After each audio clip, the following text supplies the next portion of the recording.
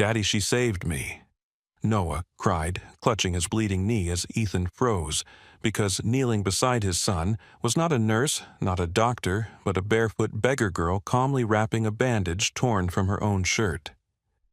Then she whispered a name that shattered his world, Isabel Morales. Who was this child? And why did she know the woman he once loved? Stay with us. This story will change how you see family forever. The late afternoon sun spilled over Central Park, painting the trees around Bethesda Fountain in shades of gold. The park was alive with laughter, the rhythm of buskers' guitars, and the sound of children's footsteps echoing along the pathways. Among the crowd was Ethan Crowell, a man whose life was measured in stock valuations and Manhattan skylines, but who on this particular Sunday was simply a father trying to keep pace with his restless 4-year-old son. "Noah, stay close," he said, glancing at his phone while responding to a message from his office. He barely looked up as the boy darted toward the fountain, his curly blonde hair bouncing with every step. Ethan had always believed he could balance fatherhood with his empire, that a quick glance here and a warning there were enough to prove his presence. It was only when a cry pierced through the clamor of Central Park that his carefully built facade cracked. He looked up and saw Noah sitting on the edge of the fountain, clutching his knee. Blood trickled down his small leg, staining the white fabric of his shorts. Ethan's chest tightened, but before he could rush forward, his eyes caught something unexpected. Someone was already kneeling beside his son. She couldn't have been more than 6. A thin girl with dark hair tied back in a frayed elastic, her clothes threadbare, and stained her bare feet, blackened with the grime of the city. Yet her small hands moved with precision. She tore a strip from the hem of her faded shirt and pressed it gently against Noah's wound, murmuring words soft enough to calm the boy's sobs. Ethan froze a few feet away, struck not only by the girl's audacity but by her skill. Her fingers moved with the quiet confidence of someone who had done this before.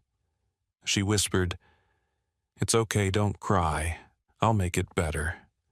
Her Spanish accent faint but noticeable. Noah's breathing steadied under her touch, his tears slowing. "Who taught you that?" The words left Ethan's lips before he even realized he had spoken.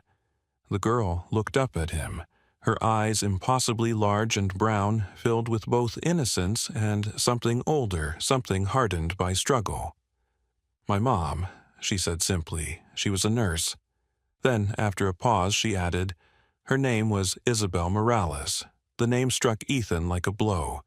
For a moment, the bustling park dissolved around him. Isabel, 7 years. 7 years since she had vanished from his life without explanation, leaving only silence and the hollow ache of unfinished love. He had buried her memory beneath business deals and gala dinners, convincing himself she had been just a fleeting chapter in his story. But here, in the trembling hands of a barefoot child, her name returned, heavy and undeniable. His legs felt unsteady as he knelt beside Noah, checking his son's face, his wound, anything to anchor himself. "You're okay," he whispered, though it sounded more like a prayer than reassurance. "Daddy, she helped me." Noah said, his voice bright with trust. He looked at the girl and grinned. She made the sting go away. He reached for her hand, small fingers wrapping around hers with the easy honesty only children possess.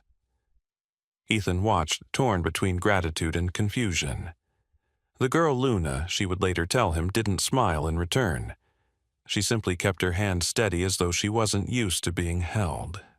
A vendor, passing by, sneered, "Don't let her fool you, mister. These kids, they know how to make a scene for sympathy." Ethan's jaw tightened. The comment made his instinct flare, but not in the direction he expected.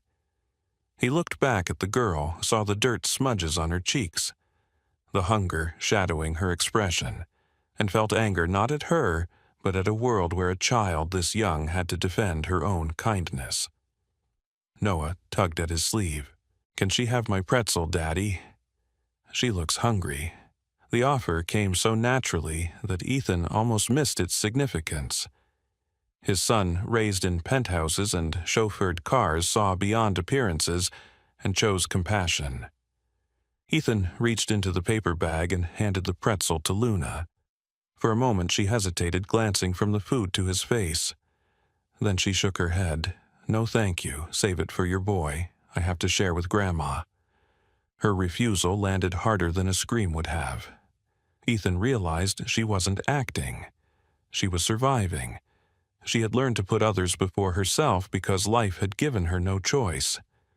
Noah pushed the pretzel into her hand anyway. "Please, you helped me." She looked at him, and for the first time a tiny fleeting smile touched her lips. She took a careful bite as if afraid the food might vanish. Then, just as relief washed over Ethan, Luna swayed. Her small shoulders trembled, and a cough racked her thin frame. He stepped forward instinctively, catching her by the arms before she could fall. Her forehead burned with fever. "You're sick," Ethan said. His voice sounded harsher than he intended. She shook her head, pulling away. "No, I'm fine. Grandma says it's just a cold." But her lips were pale, and her breathing shallow. Ethan glanced at Noah, who clung to his arm with wide, worried eyes. This was no ordinary encounter. This wasn't just a scrape on a playground. It was a collision of two worlds, his son's innocence, and this girl's resilience, his wealth and her poverty, his past, and a truth he had never imagined. "Where is your grandmother?" he asked. "Not far," Luna whispered. "She's resting. We live near the bridge." Her gaze flicked away, guarded, as though revealing even that much was dangerous. Ethan looked down at the strip of cloth wrapped neatly around Noah's knee. It wasn't perfect, but it was steady. A child had done this. Isabel's child. The sounds of the park pressed back in skateboards, rolling dogs barking, tourists laughing. But to Ethan, everything had shifted. His pulse thundered in his ears as he lifted Noah into his arms. The boy's small arms looped trustingly around his neck. With his other hand, he reached for Luna's, surprising even himself. "Come with us," he said. "You need help." She hesitated, glancing toward the trees as though ready to vanish into them. But Noah leaned toward her, his scraped knee already forgotten. "Please, Luna, you can sit with us. My dad will make sure you're okay." It wasn't persuasion that made her move, but something else. The same flicker of trust that had guided her hands when she wrapped Noah's wound. She nodded, once reluctantly, and let Ethan guide her toward the edge of the park. As they walked past the shimmering reflection of the lake, Ethan noticed a corner of paper peeking from the pocket of Luna's worn tote bag. A creased postcard, its edges frayed. Through the fading ink, he could just make out the image, the spires of Barcelona's Sagrada Familia. And there, scrawled in Isabel's familiar handwriting, was a date. The month she had left. Ethan's breath caught. The ground beneath him seemed to tilt. This wasn't coincidence. This wasn't chance. The child who had just bandaged his son's wound wasn't simply a stranger. She was a thread tied directly to the love he had lost, the choices he had buried, and a truth that could unravel the entire life he had built. Holding Noah close, guiding Luna gently forward, Ethan whispered words meant only for himself, though the weight of them filled the evening air.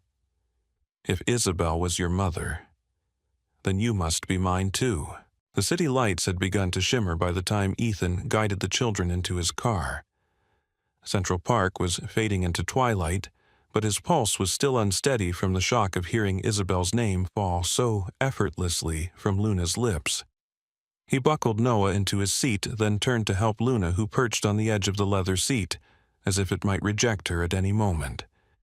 She held her tote bag tightly against her chest, as though everything she owned in the world fit inside that faded cloth. "Where's your grandmother?" he asked again, keeping his voice softer this time. Near Harlem, Luna murmured.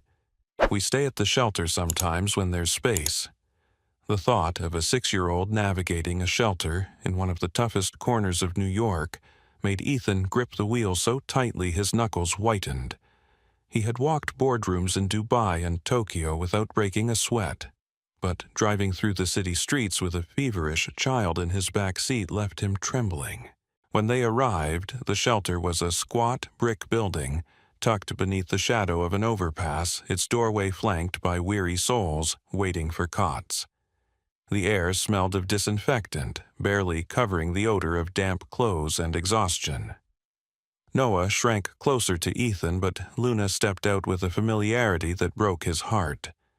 She led them inside past peeling posters and a bulletin board cluttered with handwritten notes for lost family members. Abuela Rosa lay on a narrow cot near the back. She was frail. Her gray hair unkempt, a wool blanket pulled to her chin.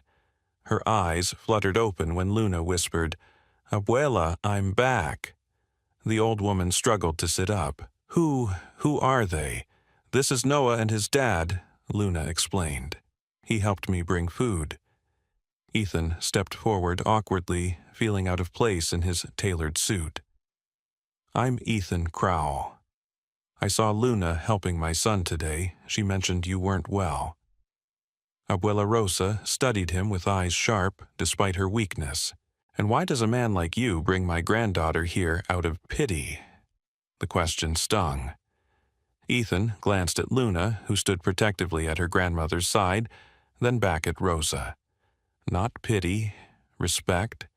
She helped my boy when I wasn't there. I owe her more than words." The old woman softened at that, her hand reaching for Luna's cheek. "She has her mother's hands." Ethan swallowed hard. Her mother? Isabel. For a moment, silence fell. The name hovered in the stale air like a ghost. Rosa's eyes glistened and she nodded slowly. "Yes, Isabel, my daughter." Hearing it confirmed left Ethan unmoored. Memories rushed back, Isabel's laugh spilling across a rooftop, her determination when she talked about saving lives at the hospital the way she'd traced lines across his palm when they lay together in the dark. And then the memory of her sudden absence, the note he had found one morning with no explanation. He had buried those images for 7 years, but they clawed their way back now with an intensity that stole his breath. Why didn't she? He stopped the question collapsing before it could form. Why didn't she tell me she was pregnant? Why didn't she give me a chance? Rosa closed her eyes. Life doesn't always give answers, Senor. Isabel carried many burdens. She protected this child with everything she had until the sickness took her. She wanted Luna to know kindness, even if the world gave her nothing else. Luna climbed onto the cot, curling against her grandmother as if she had done it countless times before. Ethan stood at the foot of the bed, every muscle tight, unsure if he had the right to remain.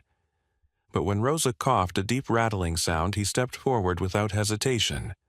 "You both need a doctor," he said firmly. "Not tomorrow. Tonight." Rosa waved him off with a frail hand.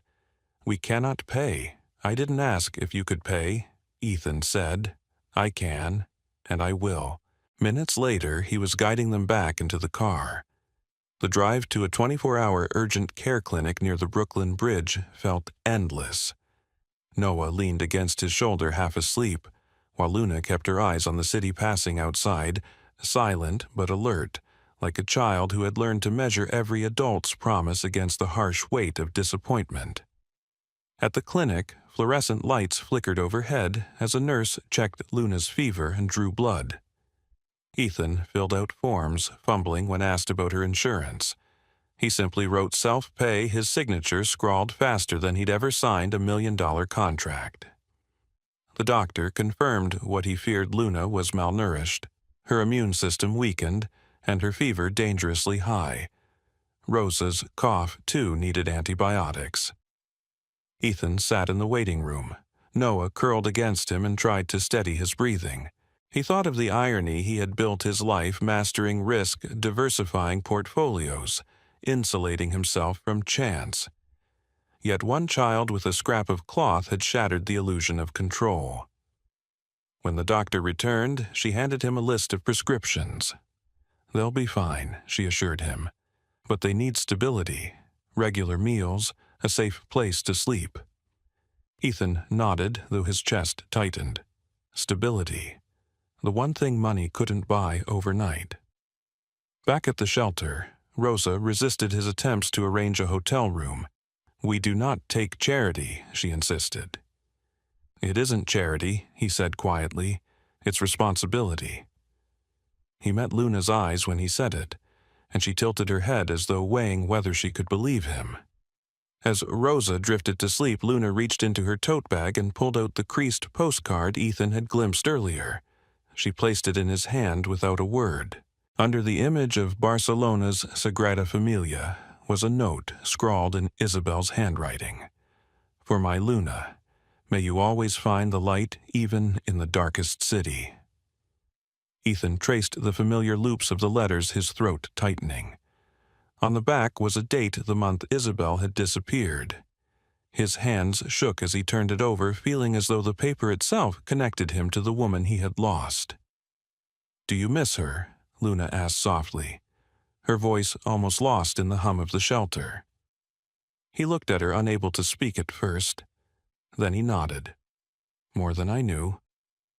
Luna studied his face, then leaned back, hugging her knees to her chest. She said one day my dad would come, that I would feel it here. She pressed a hand against her small chest. "I felt it today, at the fountain." The words pierced deeper than any accusation could. Ethan closed his eyes, holding the postcard to his heart. Around him, the shelter groaned with the weight of exhaustion and survival.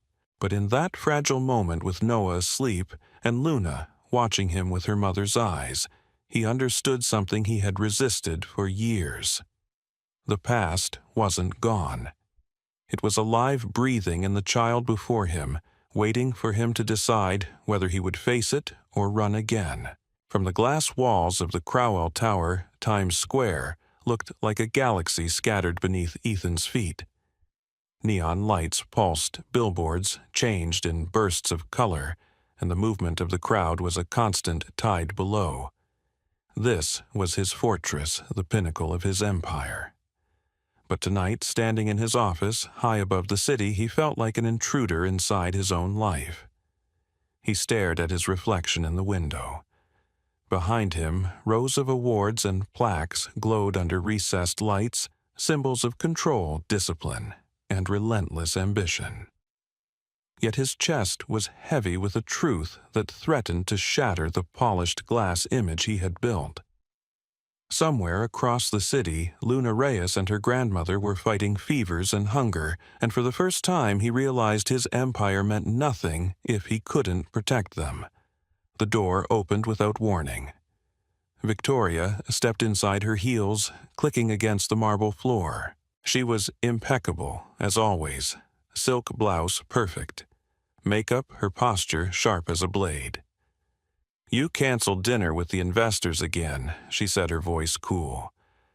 "That's the second time this week, Ethan. Do you know what they're saying?" He rubbed his temple. "I'm aware." Her eyes narrowed as she studied him. "Something's wrong. And don't tell me it's work.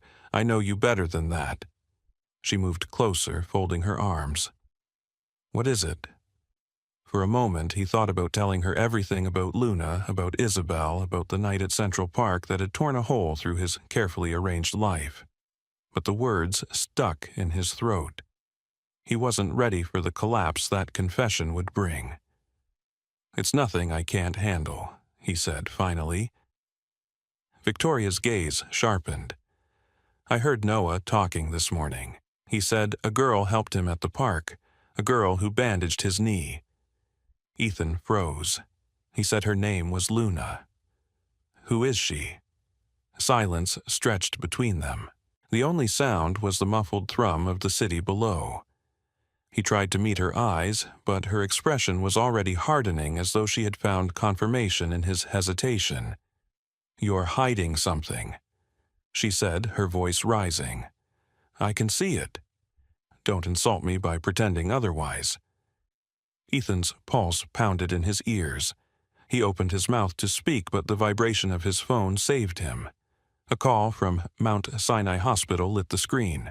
He answered immediately.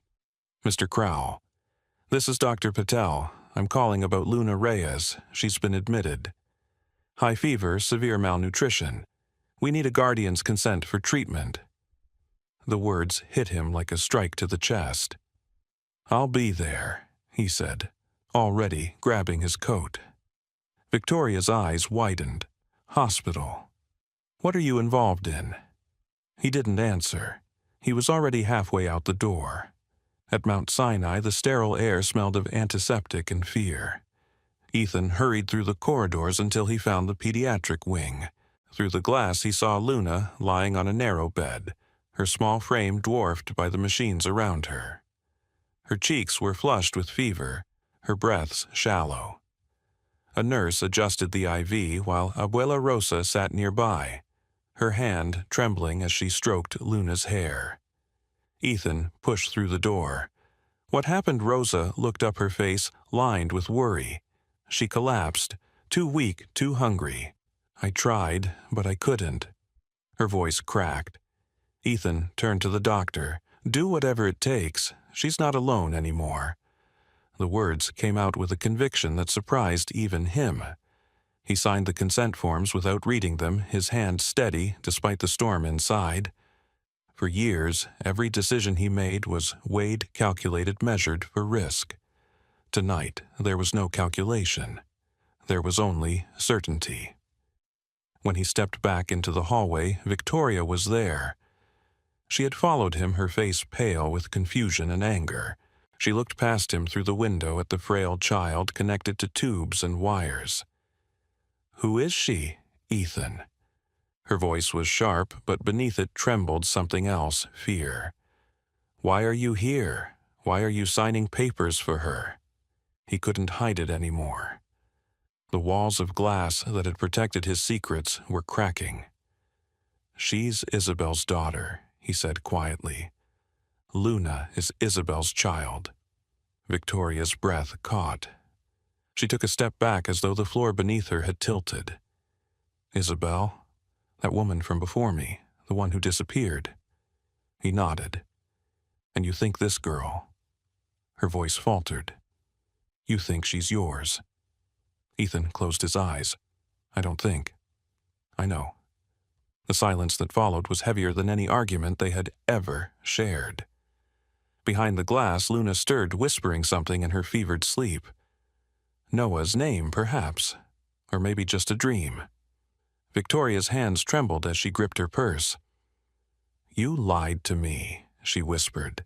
"You built our marriage on half a truth. Victoria, I didn't know about her, not until now. But you knew about Isabel," she snapped. "You knew there was a past you never told me about. And now that past is lying in a hospital bed while you rush to her side like she's the only thing that matters." Her words cut deep, but he couldn't deny them. His reflection in the glass showed a man torn between two worlds, the life he had constructed with ruthless precision, and the fragile child who carried the legacy of a woman he had once loved. "I can't abandon her," he said finally. "Not again." Victoria's eyes shimmered with unshed tears.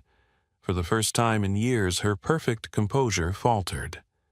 "And what about us? What about Noah? Are we supposed to watch while you build another family out of your regrets?" He wanted to reach for her to tell her it wasn't like that, but he had no words strong enough to bridge the chasm between them. All he could do was turn back toward the glass where Luna lay small and fragile, yet carrying the weight of everything he had run from. And as Victoria's footsteps faded down the hallway, Ethan realized that the tower he had built of steel and glass had begun to splinter. The cracks were spreading, and no amount of wealth could hold them together. The spring air along the Hudson carried the smell of fresh grass and distant rain as children gathered in a circle on the worn gym mats of a Queens community center.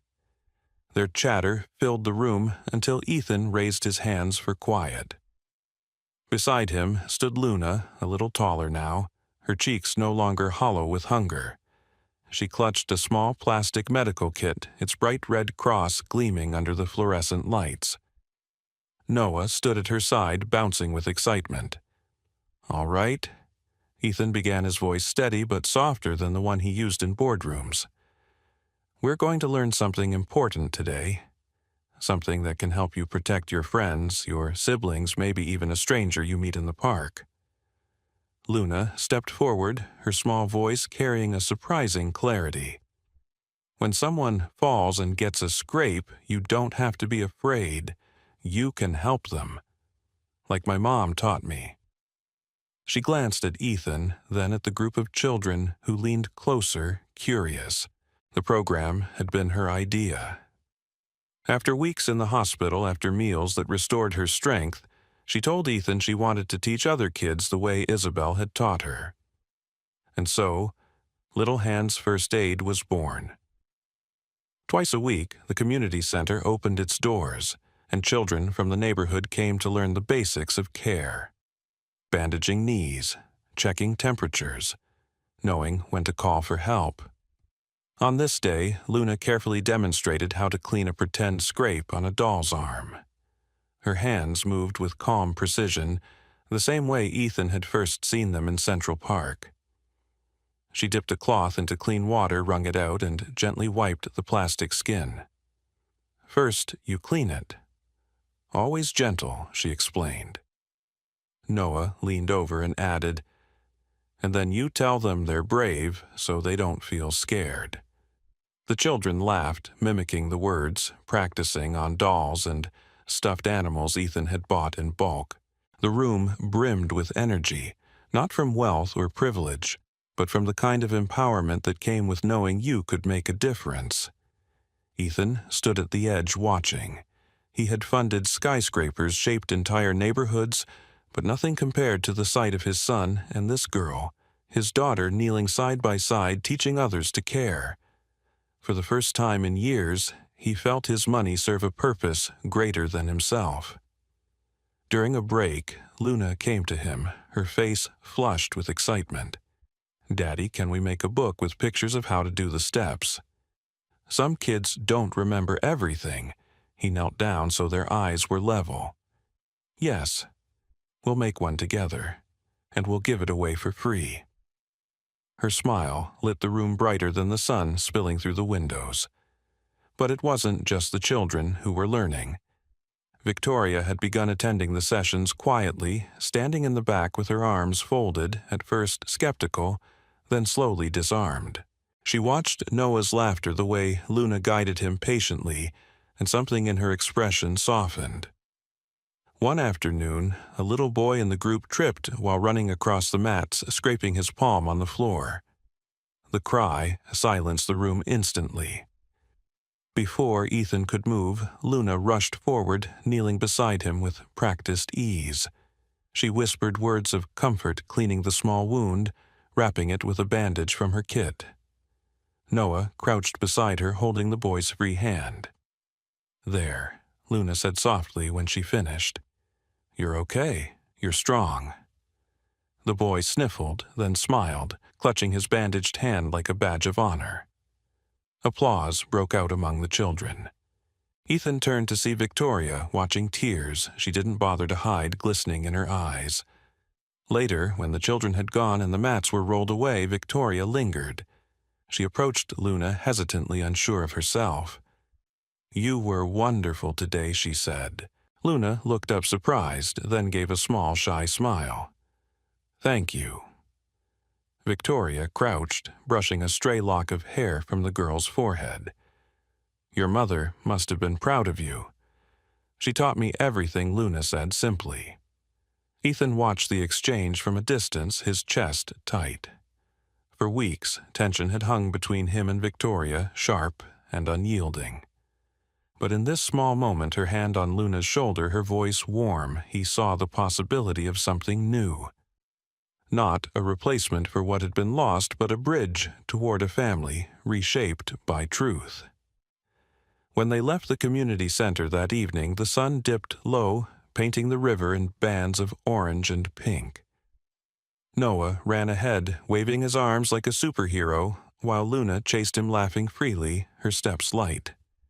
Victoria walked beside Ethan quiet for a long time before she finally spoke. "They make a good team," she said softly. Ethan nodded.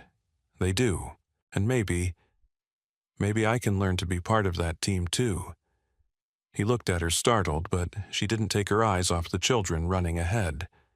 There was no grand declaration, no absolution of his mistakes, only a simple offering. And for Ethan, that was more than enough. As they crossed the street, Luna slipped her hand into Victoria's without hesitation. For a moment, the world around them blurred the horns, the chatter, the rush of the city, and all that remained was the fragile, growing bond between them. The cracks in the glass tower had not disappeared, but here, under the fading light, something else had begun to take shape. A foundation not built on steel or wealth, but on the steady healing hands of a little girl who refused to let wounds define the end of the story. The day was clear and bright, the kind of spring afternoon when Central Park seemed to belong to families. Ethan walked along the familiar path toward Bethesda Fountain, his heart unsteady with memories of the first time he had stood there with Noah and seen Luna kneeling on the pavement, her hands saving his son from pain. That moment had opened a wound inside him, but today, as sunlight scattered through the trees, he felt something else, an unexpected peace. Noah and Luna ran ahead, their laughter spilling into the air like music. They carried a toy medical kit between them, a game that had become their bond. When they reached the fountain, Noah deliberately stumbled to his knees on the grass, looking back at his sister with a grin. "Dr. Luna, I think I'm hurt again." Luna giggled, kneeling beside him with all the seriousness she could muster. She pulled out gauze from the kit, wrapping it carefully around his knee. "Don't worry, Noah. It won't hurt. You're very brave." Ethan watched as Noah held still, smiling proudly at the finished bandage. Then, without prompting, he reached for the kit and said, "Now it's my turn." He wrapped a bandage clumsily around Luna's wrist, his small hands fumbling but determined. "See, I can take care of you too." The sight undid Ethan. It was as if the wound that had first brought them together had circled back, now transformed into something whole. The children weren't bound by secrets or past mistakes. They were siblings learning that love was something they could give as much as receive. From behind, Victoria approached with a blanket folded under her arm. She spread it across the grass, and Ethan helped her lay out sandwiches, fruit and juice. It was a simple picnic, but when Luna sat down, she looked around with wide eyes, as though she had been invited into a world she had only dreamed of. "Daddy," she whispered, leaning close. "It feels like we're a family." The words struck him like a prayer answered. He glanced at Victoria, who was pouring juice into cups for both children. She caught his gaze and offered a small, genuine smile. They were far from mending every wound between them, but there was a bridge forming, fragile yet real. Abuela Rosa joined them later, escorted by a nurse. Though her steps were slow, her spirit was unbroken. She settled on the blanket, watching Noah and Luna chase each other through the grass. "You see," she said softly to Ethan, "the storm passes, and after the rain there is always a rainbow." Ethan nodded, feeling the truth of it settle in his chest. "I almost lost both of them before I even had the chance to begin," he admitted. "But you didn't," Rosa said firmly. "You are here now. That is what matters." Nearby, the children had attracted the attention of a younger group who were curious about the bandages and toy stethoscopes. Luna showed them how to check for a fever, placing her hand gently against one girl's forehead. Noah followed, repeating her words, and soon the grass became a stage for their lessons.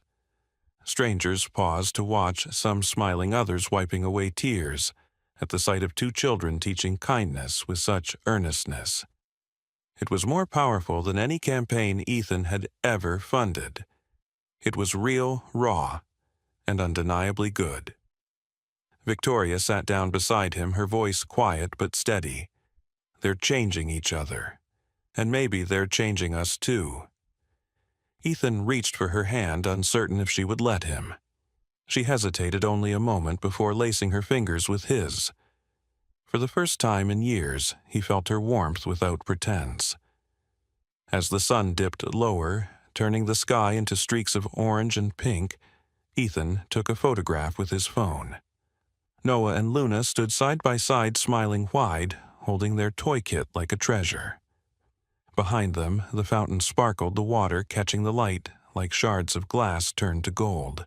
He sent the photo to Victoria, then looked at it once more, realizing it captured everything he had nearly lost: the chance to be a father, the chance to create a family, not defined by wealth but by love. When the day began to fade and the first stars blinked above the city, Luna curled against his side, her voice small but sure. "Mommy always said you'd come, Daddy. She said I would feel it right here." She placed her hand over her heart. "And I do." Ethan wrapped his arm around her, his other hand resting on Noah's shoulder.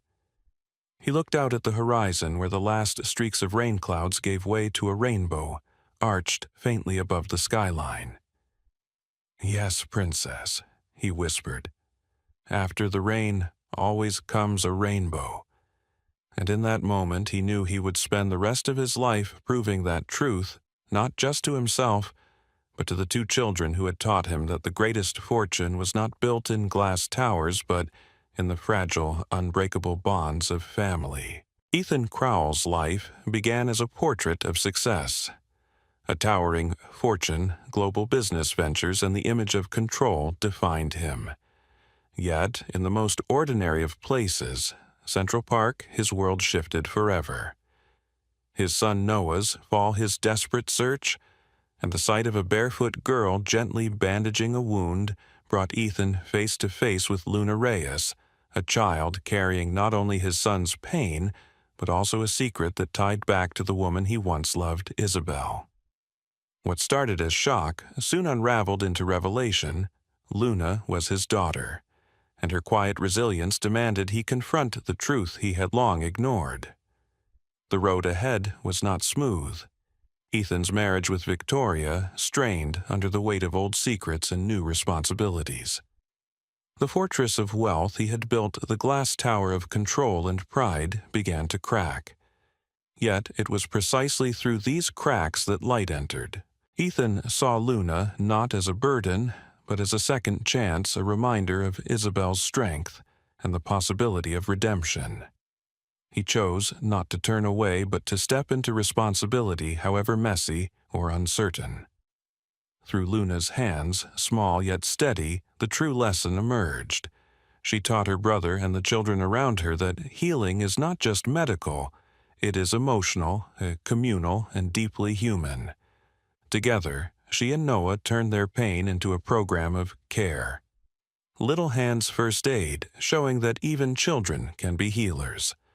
Through their laughter, their compassion, and their willingness to share, they created what Ethan's millions never could, a legacy of kindness. And in those moments on picnic blankets in Central Park, in laughter echoing through a community center, in the fragile yet growing bond between Victoria and Luna, Ethan discovered the wealth he had been searching for all along. It wasn't in skyscrapers or contracts, but in the simple, profound truth of family. It was in choosing to stay to face mistakes and to love without condition. The lesson for us is timeless life will always bring storms, but storms do not have the final word. After the rain, there is always a rainbow. Our wounds, whether visible or hidden, do not define the end of our story. They can be the beginning of transformation. Like Ethan, we may find that the very thing we fear facing can lead us to the deepest meaning of our lives. Love is not diminished when shared. It grows stronger. Responsibility, though heavy, can be the very thing that sets us free. So, as you reflect on this story, ask yourself, what cracks in your own life might be letting in light? Where can you choose compassion over pride, healing, over avoidance, connection, over control? The answers may change your world in ways you never expected. And if this story touched you, inspired you, or reminded you of what truly matters, we invite you to become part of our community. Subscribe to our channel, support our work, and help us continue creating heartfelt stories that remind us all of the power of love, redemption, and second chances. Together, we can keep sharing stories that heal.